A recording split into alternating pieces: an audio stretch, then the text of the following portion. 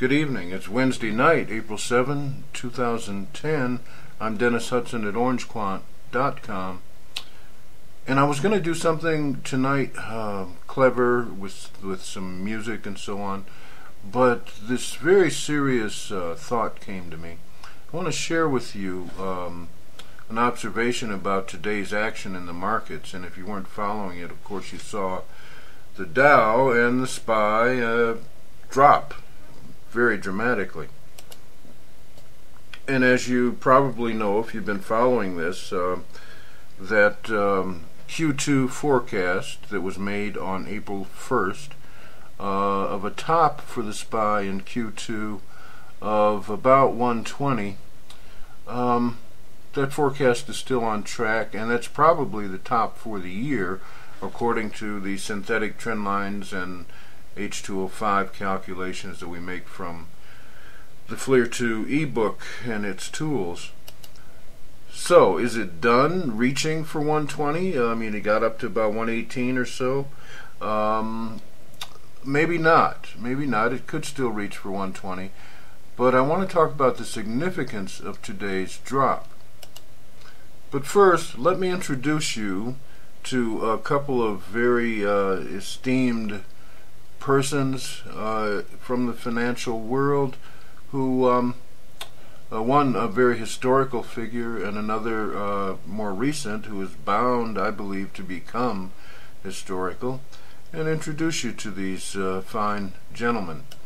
And the first of these is Mr. Roger W. Babson.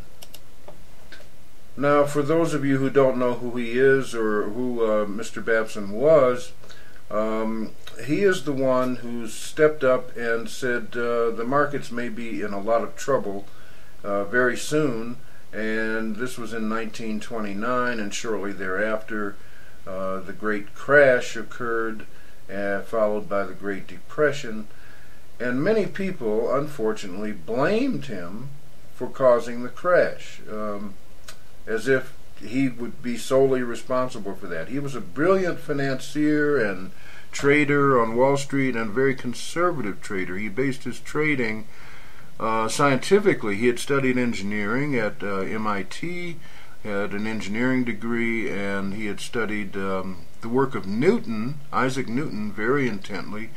In particular, one of his laws of motion: what goes up must come down. Got a little confused there. Actually, it was for every reaction there's an opposite and equal reaction, which technically is not quite so. It's a little difference, but that's a quantum thing. Anyway, he was very enamored of these principles of science, and that's how he traded and advised his clients. Okay. So this one man's voice shook the market when he said this. I mean, and he wasn't the biggest player in the market at the time. It was probably J.P. Morgan. And yet it shook the market to its foundations. He was called a Cassandra. Now we have Dr. Thomas Honig, who is the Kansas City Fed chief, and he said something today, and this is where this gets interesting. He has consistently voted against leaving interest rates where they are. He wants them to go up. And today, he was here in my home state, in fact, New Mexico, up in Santa Fe, and which is a fitting place for this whole thing to begin. And he said, we need to raise interest rates to 1%, and I'm just being accommodative, or words to that effect. In other words, we really need to raise these rates through the roof, because his concern is not a crash right now. His concern is an inflation bubble, which of course would be followed by a terrible crash. And immediately when his statement hit the wire, now this is just one guy out of the Federal Open Markets Committee, the FOMC, saying this. For him to have that much effect, I mean, nobody else is going along with him. They're all poo-pooing him and telling him to shut up, probably. But it hit the market at a sore point, and the market tumbled today. It took about 2 hours, And here's what happened on the, you can see the S&P 500, or this is the SPY, which is kind of a proxy for the S&P 500. You can see the hit that the SPY took back down. Well, it was above 119. Okay, it was thrusting for 120 after all. But you can see the dip. It's, I mean, in this great scheme of things, I'll circle a couple things here. It wasn't, you know, it wasn't an inordinate dip. I mean, there's some bigger dips around. So why am I probing this subject? And here's the Dow, same thing. I mean, it's not a huge dip, but it was pronounced. It was swift and pronounced. At the same time, this is the VIX, and it didn't make that huge a move, but it did kind of stop the drop. It stopped declining, and looks like it wants to go up. And I want to comment on the VIX a little bit. I have realized today that the VIX is not telling us about the state of fear in the market.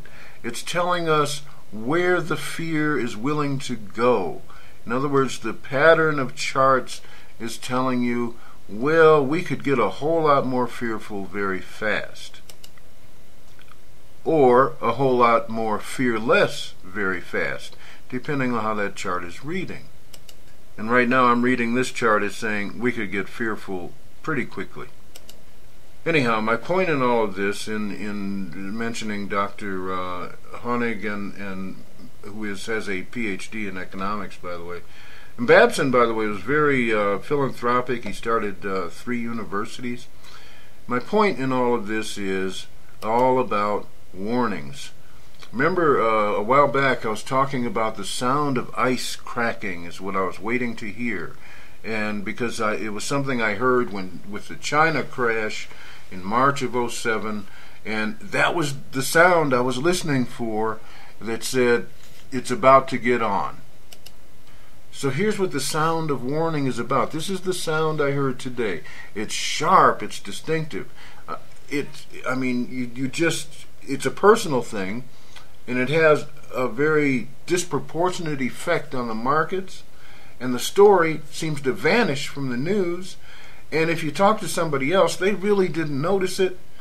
Complacency returns, which, you know, I expect that to happen tomorrow and a couple days later. And you get vilified if you bring it up too much to other people. You know, they start throwing rocks at you. And that story of his statement basically disappeared from the news. Now, you may hear some other sounds that I don't hear, but it will be crystal clear to you. I mean, you'll have a moment of clarity where you understand what's about to happen. And this is why I bring this up. Listen for that sound. If you heard that sound today, you already know. But listen, you may get a custom sound just for you.